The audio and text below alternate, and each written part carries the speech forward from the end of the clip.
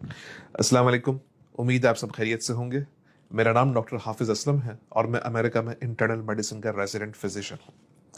आज से 40 साल कबल 1981 की बात है कि अमेरिका के एक कस्बे में लोगों को एक स्किन की बीमारी मंजर आम पे आई।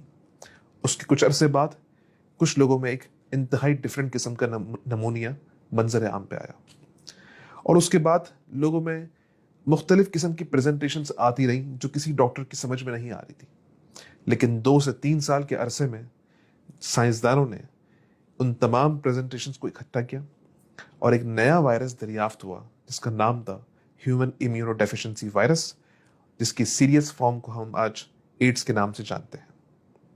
यह बताने का मकसद ये था कि आज ये लाइन बड़ी कॉमन है स्पेशली पाकिस्तान में कि कोरोना को हर चीज कोरोना के खाते में डाल दी जाती है। ऐसा नहीं है। अगर किसी को अंडरलाइन कोई बीमारी मौजूद है, जैसे किसी को एज्मा है, किसी को हार्ट का मसला है, किसी को कोई और मसला है, अगर ये वायरस आपको इन्फेक्ट करेगा तो वो जो तमाम पुराने मसले हैं वो एग्जासर्बेट हो जाते हैं। बज़ाहिर तो ये लग रहा होता है कि यार ये तो मुझे वही हार्ट का मसला हुआ जो पहले भी हुआ था। नहीं, आपका जो पीछे कॉज है वो अब कोरोना वायरस है और जब तक कॉज ट्रीट नहीं होगा, आप प्रेजेंटेशन चाहे कुछ भी कर लें, वो ट्रीटमेंट नहीं हो पाएगी।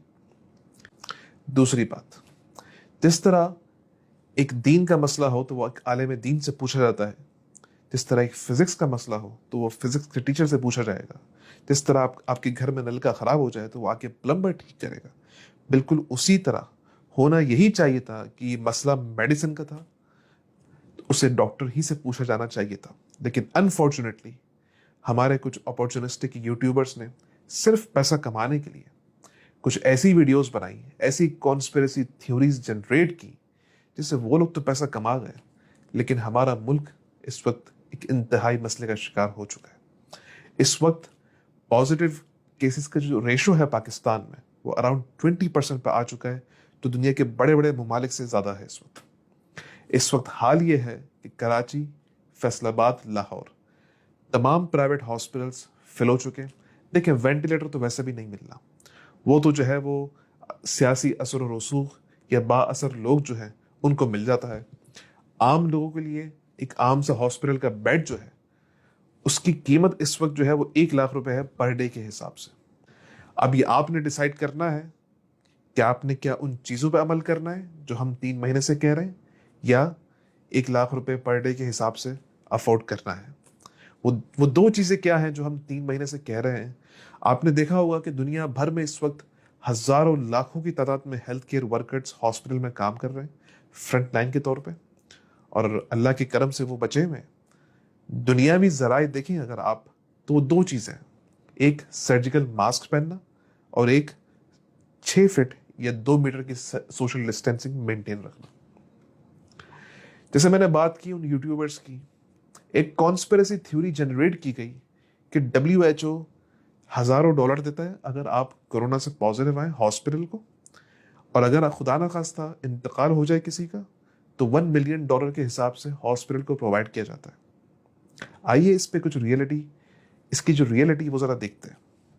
अमेरिका में एक बहुत बड़ी ऑर्गेनाइजेशन जिसके सैकड़ों की तादाद में हॉस्पिटल्स हैं, अभी कल ही मुझे बताया गया कि उसको तकरीबन पर डे $1 मिलियन का लॉस हो रहा है। उसकी वजह क्या? कि हॉस्पिटल जो जनरेट करता है पैसा वो सर्जरी से करता है, वो कार्डियक कैथेटराइजेशन से करता है, वो दूसरे प्रोसीजर से करता है, वो तो कुछ भी नहीं हो रहा है इस वक्त, तो हॉस्पिटल भी लॉस में। दूसरी बात, पंजाब में इस वक्त जो सैलरी मिली है वो कट लगा के मिली है, वो कम हुई है। तो कौन पैसा कमा रहा है भाई? कहां से आप ये लेके आ गए कि पैसा कमा रहा है? WHO तो खुद कंगाल हो चुका है, अमेरिका उसकी फंडिंग खत्म कर चुका। तो जरा सोचें कि आप क्या फैला रहे हैं। देखिए, इन कॉन्स्पिरेसी थ्योरीज से कोरोना वायरस का तो कुछ भी नहीं जा रहा, जाना अवाम का है और उस मुल्क का है। एक और बात हमसे पूछी गई कि मुझे लो ग्रेड फीवर हो रहा है, मुझे हाई ग्रेड फीवर हो रहा है, 1 घंटे के लिए फीवर हुआ है, तो क्या करें? देखिए, फी जमाना, अगर किसी को चाहे वो लो ग्रेड का फीवर हो, चाहे वो हाई ग्रेड का हो, चाहे वो 1 घंटे ही का फीवर क्यों ना हो, इस वक्त वो कोरोना वायरस है, अनटिल और अनलेस प्रूवन अदरवाइज। फीवर के साथ साथ अगर किसी को कोई शॉर्टनेस ऑफ ब्रेथ हो रही है, यानी सांस लेने में तकलीफ, किसी को चेस्ट पेन हो रहा है, सीने में तकलीफ, किसी को लॉस ऑफ टेस्ट या स्मेल है यानी सूंघने और चखने की सलाहियत का खात्मा, या किसी को ऑल्टर्ड मेंटल स्टेटस हो रहा है। इसका मतलब ये कि आप किसी मरीज को देख रहे हैं कि यार उसका वो दिमागी तवाजुन कल तक सही था, आज खराब हो रहा है। तो ये सारी निशानियां कोरोना वायरस की हैं। अब ये अलामत किसी में जाहिर हो गई तो अब क्या करें? अब एक केस ले लेते हैं कि कोई अफोर्ड नहीं कर सकता टेस्ट। ये आजकल पाकिस्तान में इन कॉन्स्पिरेसी थ्योरीज की वजह से लोग हॉस्पिटल नहीं जाना चाहते। तो आप क्या करें? आप सिर्फ घर में अपने आप को आइसोलेट करें फॉर 14 डेज। बेहतर तो यही है कि टेस्टिंग करवाएं। अगर अफोर्डेबिलिटी नहीं है और अगर आप नहीं करवाना चाहते तो ये आपका पूरा पूरा राइट है, आप घर में 14 डेज के लिए अपने आप को आइसोलेट कर लें। अच्छा, घर में जब आप अपने आप को आइसोलेट करेंगे तो ये 5 काम आपने करने हैं। एक, कि अगर आपको कोई फीवर है या किसी और तरह का सिम्टम है तो आपने पैराडोल खानी है। दूसरा, अपने प्राइमरी केयर फिजिशियन से बराह रास्त डेली बेसिस पे कांटेक्ट में रहना है और उसे अपनी सिम्टम्स बताते रहना है। तीसरा, आपको फ्रीक्वेंट हैंड वॉशिंग करनी है। चौथा, जब आप अपने किसी फैमिली मेंबर से कांटेक्ट में आएंगे तो खुद भी मास्क पहनना है और फैमिली मेंबर को भी मास्क पहनना जरूरी है। पांचवी चीज, अपने आप को डेली बेसिस पे इन 3 चीजों के लिए इवेल्युएट जरूर करना है। वो 3 बुनियादी चीजें क्या है? अगर क्या आपको शॉर्टनेस ऑफ ब्रेथ हो रही है यानी सांस लेने में तकलीफ, क्या आपको चेस्ट पेन हो रहा है, या क्या आपको ऑल्टर्ड मेंटल स्टेटस हो रहा है यानी दिमागी तवाजुन में कोई मसला। अगर इन 3 चीजों में से कोई एक चीज भी पॉजिटिव आ रही है तो बगैर किसी तावील के आप फौरन इमरजेंसी भागे और वहां जाके अपना चेकअप करवाएं।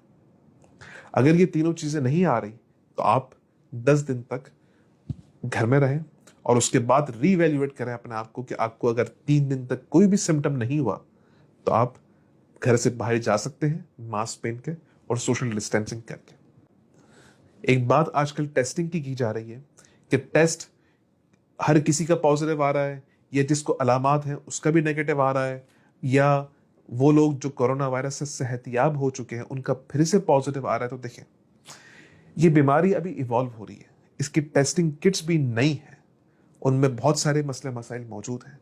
अगर किसी को ये अलामात कोरोना वायरस की आ चुकी हैं जैसे हमने अभी स्टार्टिंग में बताया, और अगर टेस्ट नेगेटिव भी आया तो इररिस्पेक्टिव आपने घर में 14 डेज के लिए अपने आप को आइसोलेट करना है।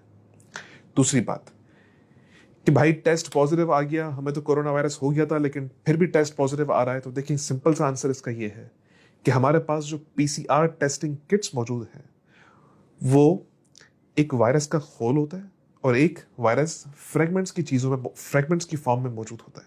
देखिए 2 चीजें होती हैं बॉडी में, या तो बॉडी वायरस को मार देती है या वायरस बॉडी को मारता है। अगर बॉडी वायरस को मारेगी तो वायरस के टुकड़े टुकड़े कर देती है।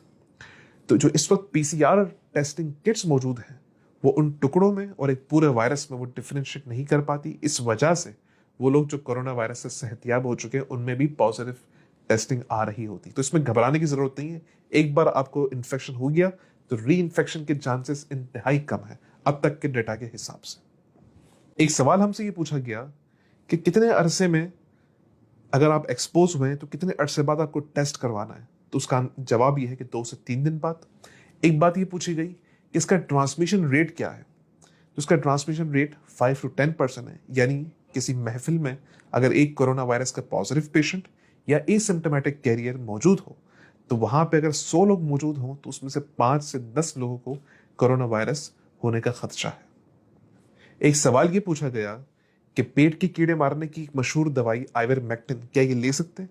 देखिए, लेबोरेटरी के अंदर जो टेस्ट किया गया तो ये दवाई इफेक्टिव थी, लेकिन कोई भी ऐसा डाटा मौजूद नहीं है कि आउट पेशेंट सेटिंग में ये दवाई हम किसी को प्रेस्क्राइब कर सकते हैं। ये अंडर द ट्रायल मेडिकेशन है, इसका मतलब ये कि इसे सिर्फ और सिर्फ हॉस्पिटल के अंदर दे सकते हैं।